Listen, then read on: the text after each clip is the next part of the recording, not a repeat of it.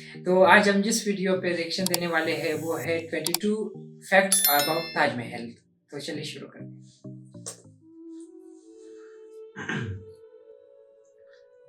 America के पूर्व राष्ट्रपति बिल क्लिंटन जब भारत आए थे तो ताजमहल को देखने के बाद उन्होंने कहा था, आज मुझे एहसास हुआ इस दुनिया में दो ही तरह के लोग हैं, एक वो जिन्होंने ताज देखा है, दूसरे वो जिन्होंने ताज नहीं देखा।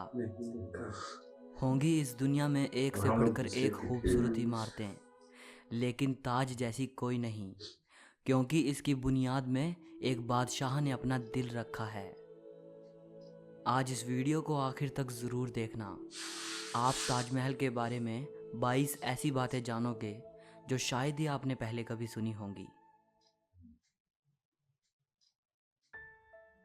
नंबर 22। हज़ारों टूरिस्ट जो ताजमहल देखने आते हैं वो ये नहीं जानते कि जो वो सामने देख रहे हैं वो ताजमहल का पिछला हिस्सा है। दरअसल जो शाही दरवाज़ा है वो नदी के किनारे दूसरी तरफ है। आज ज़्यादातर टूरिस्ट ताज को वैसा नहीं देख पाते जैसा कि शाहजहां चाहते थे। मुगल काल में ताज तक पहुंचने के लिए नदी ही मुख्य रास्ता थी। ये एक तरह का हाईवे था। बादशाह और उनके शाही मेहमान नाव में बैठकर आते थे। नदी के किनारे एक चबूतरा हुआ करता था। नदी बढ़ती गई और वो बहुत पहले ही नष्ट हो गया। बादशाह और उनके मेहमान उसी चबूतरे से ताज आया करते थे। नंबर 21। ये कहा जाता रहा है कि शाहजहां ने ताजमहल बनाने वाले मजदूरों के हाथ कटवा दिए थे, लेकिन ये बात एक अफवाह जैसी लगती है क्योंकि इस बात का कोई प्रमाण मौजूद नहीं है। बहुत से इतिहासकारों का मानना है कि शाहजहां ने मजदूरों और कारीगरों को जिंदगी भर की पगार देकर उनसे एक करारनामा लिखवाया था कि वो ऐसी कोई दूसरी इमारत नहीं बनाएंगे। नंबर 20।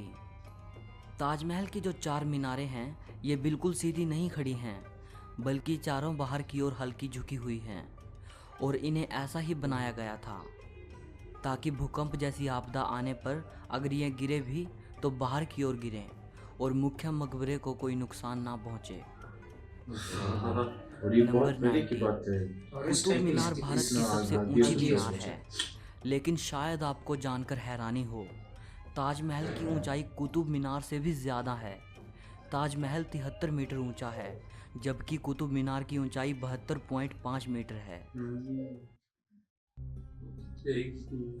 नंबर 18। दुनिया में जितनी भी ऐतिहासिक इमारतें मौजूद हैं उनमें से सबसे सुंदर कैलीग्राफी ताज पर हुई है। जैसे ही आप ताज के बड़े दरवाजे से अंदर जाते हो, दरवाजे पर लिखा ये सुलेख आपका स्वागत करता है। हे आत्मा, तू ईश्वर के पास विश्राम कर, ईश्वर के पास शांति के साथ रहे और उसकी परम शांति तुझ पर बरसे। ये कैलीग्राफी थुलूट लिपि में है। इस कैलीग्राफी को डिज़ाइन करने वाले का नाम अब्दुल हक था, जिसे ईरान से बुलाया गया था। शाहजहां ने उसकी चकाचौंध कर देने वाली कला को देखते हुए उसे अमानत खान नाम दिया, उपाधि के तौर पर। नंबर 17। जिस वक्त शाहजहां बादशाह बने वो मुग़ल सल्तनत का सबसे सुनहरा दौर था, या यूं कहें शाहजहां का ज़माना मुग़ल हुकूमत की बसंत जैसा था। चारों तरफ अमन और खुशहाली थी। प्रजा के लिए बादशाह का हुक्म ही सबसे ऊंचा होता था। शाहजहां की बादशाहत में लड़ाइयाँ नहीं होती थी। वो ज़बरदस्त शान व शौकत ऐशो इशरत का दौर था। बादशाह को बड़ी बड़ी इमारतें बनवाने का शौक था। उन्होंने मुग़ल वास्तुकला के साथ भारत के प्राचीन इतिहास को मिला दिया था।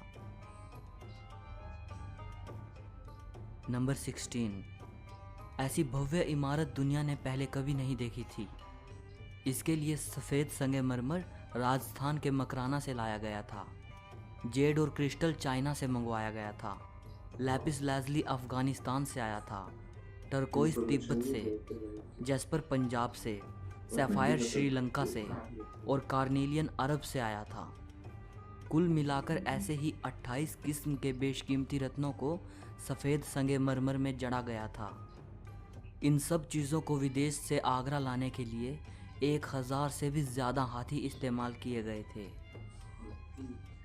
नंबर 15, ताजमहल आज से करीब 400 साल पहले 1631 में बनना शुरू हुआ था और ये 22 साल बाद 1653 में पूरा हुआ। इसका निर्माण 20,000 कारीगरों और मजदूरों ने किया था।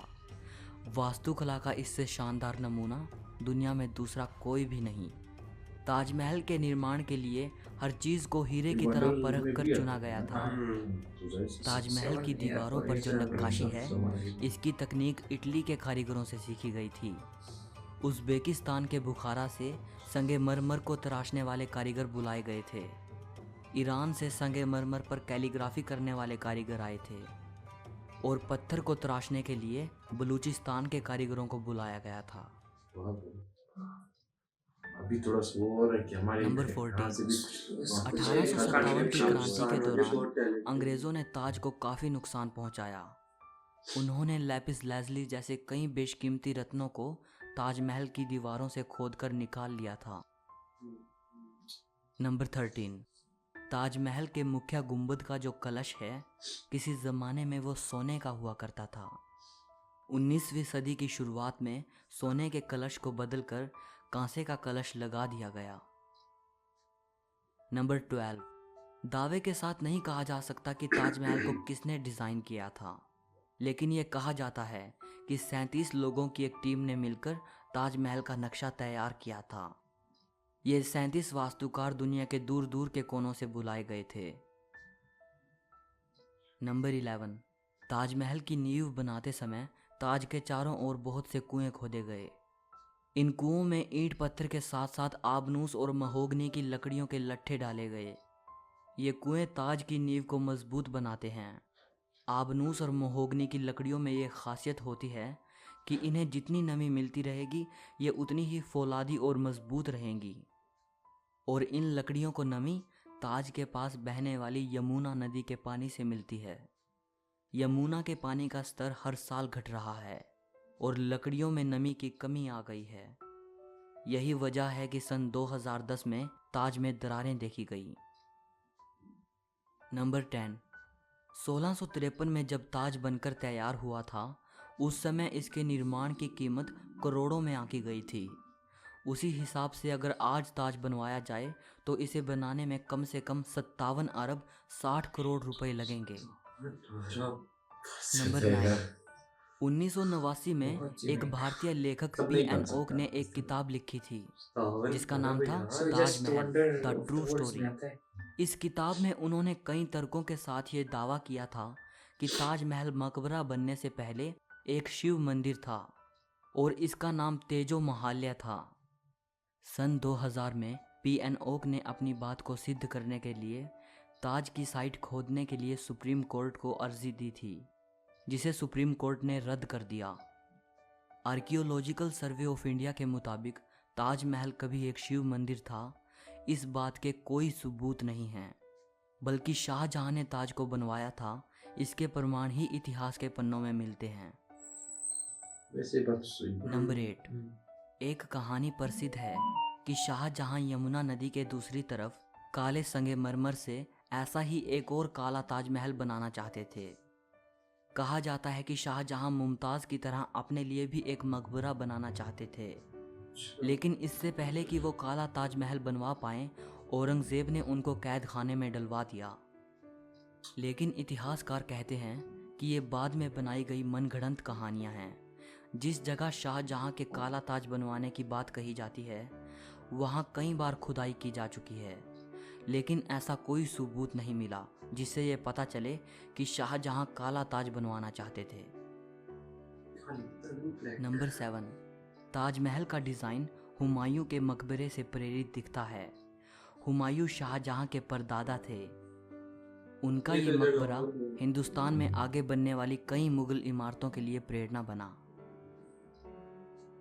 नंबर 6, दूसरे विश्व युद्ध में सरकार ने मकबरे के चारों ओर बांस का घेरा बनाकर सुरक्षा कवच तैयार कराया था, जिससे कि हवाई बमबाजों को भ्रमित किया जा सके और ये जर्मन और जापानी हवाई हमलों से सुरक्षा प्रदान कर पाए। 1965 और 1971 के भारत पाकिस्तान युद्ध के समय भी यही किया गया था। या पोच को नंबर बनने के बाद 5, हमने ये करी। कई देशों में ताजमहल की नकल पर बनी इमारतें मौजूद हैं, जैसे चीन, बांग्लादेश और कोलंबिया में। और ऐसी एक इमारत भारत में भी मौजूद है, बीबी का मकबरा। ये इमारत महाराष्ट्र के औरंगाबाद में है। इसे मुगल बादशाह आजम शाह ने अपनी मां दिलरस बानो बेगम की याद में 17वीं सदी के आखिर में बनवाया था। इसे ताजमहल की तर्ज पे बनवाया गया था। इस मकबरे का गुंबद ताजमहल के गुंबद से छोटा है और इसका सिर्फ गुंबद ही संगमरमर का है, बाकी निर्माण प्लास्टर से किया गया है। नंबर 4, ताजमहल की सबसे ज़्यादा लोकप्रियता इसके निर्माण से जुड़ी अद्भुत प्रेम कहानी की वजह से है। बादशाह शाहजहां ने अपनी बेगम मुमताज़ महल की याद में इस इमारत को बनवाया था। मुमताज़ का असली नाम अर्जुमंद बानो बेगम था। शाहजहां ने उन्हें मुमताज़ महल नाम दिया, यानी महल का सबसे अनमोल रत्न। महज 38 साल की उम्र में अपनी 14वीं संतान को जन्म देते वक्त मुमताज़ की मृत्यु हो गई। उस वक्त वो बुरहानपुर में थी। अपनी प्रिय बेगम की मृत्यु से बादशाह बेहद दुखी हुए, जैसे उनकी ज़िंदगी ही तबाह हो गई। और आखिर उनकी याद में शाहजहां ने ताज को बनवाने का फरमान जारी किया। नंबर 3, पहले मुमताज़ को बुरहानपुर में ही दफनाया गया। इसके बाद शाहजहां ने ताज को बनवाना शुरू किया। तब बुरहानपुर से मुमताज़ के शव को निकालकर जहां ताजमहल बन रहा था उसके पास एक बगीचे में दफनाया गया। ताजमहल को तैयार होने में 22 साल लगे। तब तक मुमताज़ का शव बगीचे में बनाई गई कब्र में ही दफन रहा। बाद में उसे ताजमहल के अंदर मुख्य गुंबद के नीचे दफनाया गया। नंबर 2, शाहजहां का सारा ध्यान ताज को एक खूबसूरत रूप देने में लगा रहा। इसी बीच शाहजहां के ही बेटे औरंगज़ेब ने आगरा पर हमला कर अपने पिता को कैद कर लिया। शाहजहां से पूछा गया कि वो क्या चाहते हैं, तो उन्होंने कहा कि उनको ऐसी जगह पर कैदी बनाकर रखा जाए जहां से वो सीधे ताज को देख पाएं, और उनकी ये ख्वाहिश पूरी कर दी गई। कैद में रहते हुए भी शाहजहां हर वक्त ताज को देखते रहते, और वहीं उन्होंने अपनी ज़िंदगी की आखिरी सांस ली। मृत्यु के बाद उन्हें मुमताज़ के साथ ही ताजमहल में दफनाया गया। एक हारे थके बादशाह को भी अगर किसी ने गिरने नहीं दिया तो वो मुमताज़ के लिए उनका बेपनाह प्यार ही था। जिस लगन से प्यार की ये अनोखी निशानी बनकर तैयार हुई, उसकी मिसाल आज पूरी दुनिया के सामने है।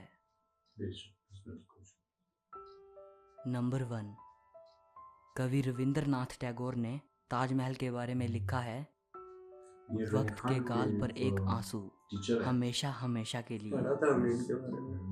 उन्होंने ताज की छवि वक्त के गाल पर एक थमे हुए आंसू के रूप में बयान की है। शाहजहां जानते थे कि ये दौलत, ये ताकत और ये शान व शौकत एक दिन सब ख़त्म हो जाएगा। उन्होंने सोचा कि कुछ ऐसी यादगार चीज़ बनाई जाए जो हमेशा रहे, और शाहजहां ने अपनी प्रिय की याद में ताज को बनवाया। आज बादशाह नहीं रहा, उनकी हुकूमत नहीं रही, और उसकी सल्तनत को भी ख़त्म हुए कई ज़माने गुजर गए। बस एक ताज है जिसने बादशाह की सदियों पुरानी प्रेम कहानी को खुद में संजोए रखा है। प्रकृति की गोद में चांद सी जगमगाती ये भव्य इमारत सदियों से दो प्रेमियों के प्यार की अमर कहानी सुनाती आई है और सदियों तक सुनाती रहेगी। सो इस वीडियो के लिए इतना ही।